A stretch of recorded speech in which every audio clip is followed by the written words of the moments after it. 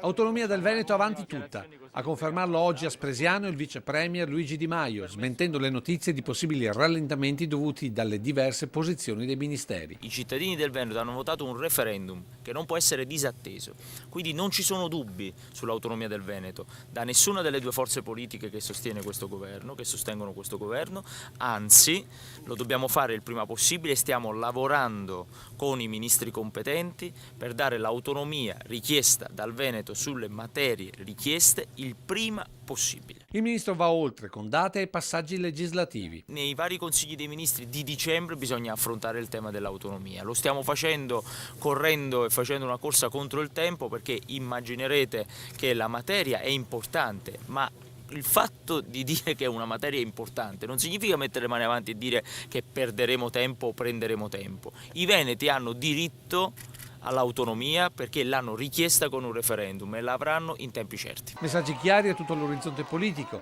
che hanno già innescato le prime reazioni, in particolare da segnalare quella dell'altro vice premier Matteo Salvini, che ha affidato alla rete il commento: passiamo dalle parole ai fatti, come previsto dal contratto di governo.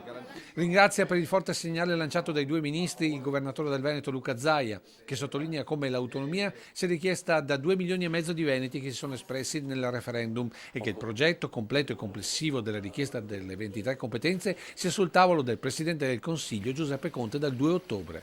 Ma non è l'unico tema trattato dal ministro Di Maio, che ha commentato così gli ultimi dati negativi sull'economia italiana. Se l'economia rischia di fermarsi, noi dobbiamo fare una manovra che mette soldi nell'economia. Con questa manovra mettiamo 37 miliardi. E a un Veneto, regione critica nei confronti del reddito di cittadinanza, il ministro ha risposto così. È una misura che darà soldi solo alle persone che vorranno mettersi in gioco per trovare lavoro. È una misura di politiche attive del lavoro che tra l'altro darà sgravi alle imprese che assumeranno dalla platea del reddito di cittadinanza. Quindi se un'impresa assume da chi prende il reddito, avrà uno sgravio fiscale pari al reddito di cittadinanza che prendeva quella persona, che ovviamente non prenderà più. Ministro che ha confermato le agevolazioni e le attenzioni alle piccole imprese. Fondo di garanzia, Industria 4.0, iperammortamento, superammortamento, sono tutti strumenti che ci saranno anche l'anno prossimo, però li sto riorganizzando per le piccole e medie imprese. Adesso creiamo